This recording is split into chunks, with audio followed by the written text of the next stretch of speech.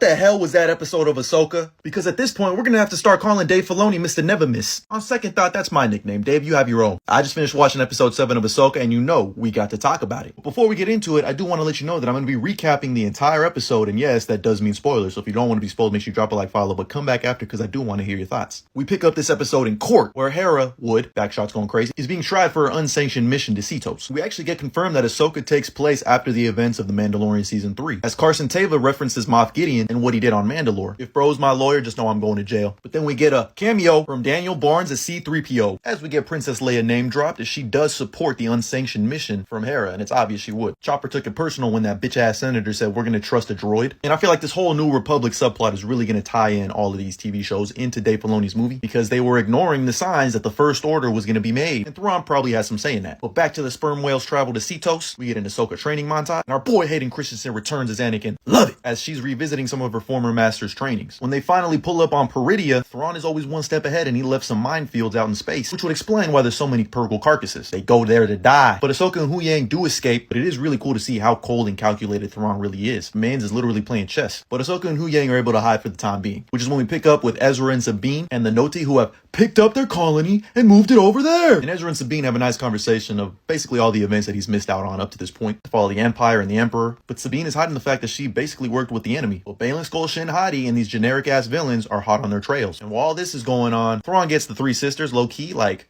maybe? Like, take a look at the one on the left, maybe? To help find Ahsoka, who reaches out to Sabine through the Force, again confirming that, while not being a Jedi, Sabine is somewhat Force sensitive. But because of this, the Night Sisters are able to locate Ahsoka. Her and Huyang get flushed out and they gotta escape. Wood. Meanwhile, the baddies attack. Get a nice Western showdown between Ezra, Sabine, and these damn raiders. All while Ahsoka and Huyang fly to them. But of course, Ahsoka doesn't like being in ships for too long. She says, yay! But waiting for her on the ground is Baylan Skoll. You know what that means? It's round 2 time, baby. Sabine, who of course has Ezra's lightsaber, tries to give it to him. But he says, I don't need that shit. I got the Force on my side. Which is funny because he then picks up a gat and starts fucking blasting people in the face. But not before hitting some people with a Force Hadouken. Like, Ezra might be him. Using the Force to stop a lightsaber is never not going to be cool. Ahsoka basically defeats Baylan. Instead of finishing him off, hey yo! She gives a snarky remark. Love that. As Huyang kind of blasts around Baylan Skoll and she's able to escape like Batman style. Baylan is able to retreat and he's definitely up to something that we're going to find about next episode. Thrawn takes notice that Baylan Skoll is no longer on the battlefield because like I said, he's literally playing chess. Also, he finds out that Anakin Skywalker is Ahsoka's master, which kind of breaks canon, but who cares? As Ezra and Sabine are basically surrounded and fucked. A wild Ahsoka appears. And then Thrawn, always a couple steps ahead, decides to just leave the fleet there and they're retreating because time is not on Ahsoka's side. It's cool to see all three of them basically beat ass and win in the end. And you can tell Shin Hati is like conflicted at this point, which is when Ahsoka extends an olive branch and she hesitates for a moment, but then she runs off into the sunset. And then we finally get a reunion between Ezra and Ahsoka. This is where the episode ends with a lot to unfold in the finale. I mean, trust me, they got a lot to unpack. Overall, this episode was probably one of the weakest, to be honest. It felt like a retread of episode 4. It was leading up to the finale. It kind of was a letdown, but I still really enjoyed it and I could not wait for that finale. But let me know your thoughts down in the comments below, and as always, like and follow for more.